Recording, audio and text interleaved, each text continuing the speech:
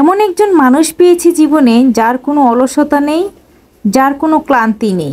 Hello viewers, আসসালামু আলাইকুম। আশা করি সবাই ভালো আছেন। আলহামদুলিল্লাহ আমিও ভালো আছি। সকালে ঘুম থেকে উঠে দেখি প্রচণ্ড বৃষ্টি।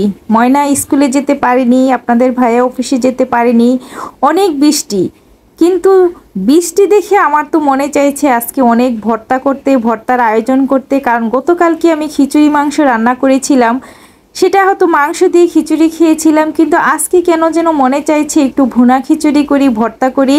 তো যেই কথা সেই কাজ, আপনার ভাইয়ের সাথে যে বললাম যে আজকে কয়েক আইটেমের ভর্তা তৈরি করতে চাইছিলাম, শুটকি নেই বাসায়। সে বলার সাথে সাথেই বলে যে কি লাগবে বলো, আমি নিয়ে আসছি। আমি বলছি না, এই বৃষ্টির মধ্যে তোমাকে বাহিরে এখন যেতে হবে না, যদি বৃষ্টি একটু কমে তাহলে তুমি যাবে। কে শুনে তার কথা? আমি বলেছি ভর্তা খেতে হবে, তার সেটা আনতেই হবে। তার মাশাল্লাহ আলহামদুলিল্লাহ কোনো কিছুতেই কোনো অলসতা নাই, কোনো কাজ সেসব কাজ চায় আমাকে করে দিতে।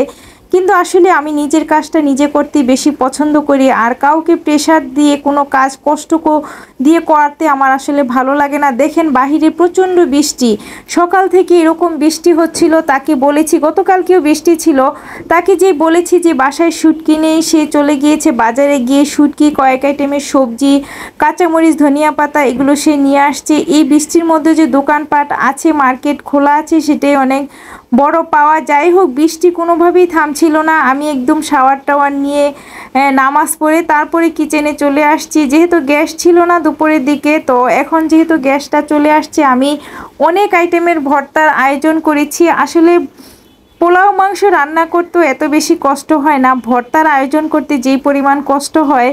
আমি এখানে খিচুড়ি, আজকে ভুনা খিচুড়ি করব, কারণ গতকালকে আমি খিচুড়ি রান্না করেছিলাম। সেই ভিডিওটা হয়তো অন্য আরেক দিন আপনাদের সাথে শেয়ার করব, কিন্তু আজকের ভিডিওটা আপনাদের সাথে আজকেই শেয়ার করতে ইচ্ছে করলো। কারণ ভর্তা সবাই তৈরি করতে পারে না, ভর্তা তৈরি করতে অনেক ধৈর্যের ব্যাপার। তো আমি এখানে বরবটি নিয়েছি, বরবটিটা একটু সিদ্ধ করে সরিষার তেলে একটু ভেজে নিচ্ছি। এই বরবটিটা আমি চিংড়ি মাছ দিয়ে ভর্তা করব। ভর্তাগুলো রেসিপি আমি ভিডিও লাস্টে শেয়ার করছি। আশা করছি পুরো ভিডিওটা আপনাদের ভালো লাগবে। ভালো লাগলে অবশ্যই লাইক কমেন্ট শেয়ার দিয়ে থাকবেন, কারণ ভর্তা সবাই তৈরি করতে পারে, ভর্তারও কিছু স্পেশালিটি আছে। আমার হাতের ভর্তা খেয়ে সবাই প্রশংসা করে। এখানে কিছু গুঁড়া মাছও আমি বোনা করেছি, চচ্চড়ি করেছি যেটা বলে, আর আমি চিংড়ি মাছ দিয়ে এই বরবটিটা ভর্তা করব। তো আজকে ভর্তাগুলো আমি শিলপাটায় করছি না, সেগুলো সবগুলি আমি ব্লেন্ডারে করব। এখানে আমি ভর্তা করেছি বরবটি আর চিংড়ি মাছ দিয়ে। আমি চিংড়ি মাছ ফ্রাই করে নিয়েছিলাম, আর এটা লোট্টা শুটকির ভর্তা করছি। দেখেন ব্লেন্ডারে ভর্তাগুলো খুব সুন্দর হয়, খুবই মজা হয় ভর্তা। আসলে পাটায় বেটে ভর্তা করলেই যে মজা হয় তাই না।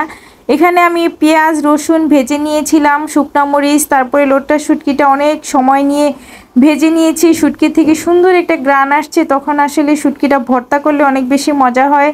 করেছি বেগুন ভর্তা। তো এই ভর্তাগুলো দিয়ে আজকে খিচুড়িটা অনেক মজা হয়েছিল। আসলে অনেক বেশি আইটেম করলে খাওয়া যায় না। আমি এখানে 3 আইটেমের ভর্তা করেছি, আর গুঁড়া মাছের চচ্চড়ি করেছিলাম। আর আজকে মিনিকেট চালে দিয়েই আমি ভুনা খিচুড়ি এটা করেছি, কারণ ভুনা খিচুড়ি পোলাওর চাল দিয়ে সবসময় খেয়ে থাকি।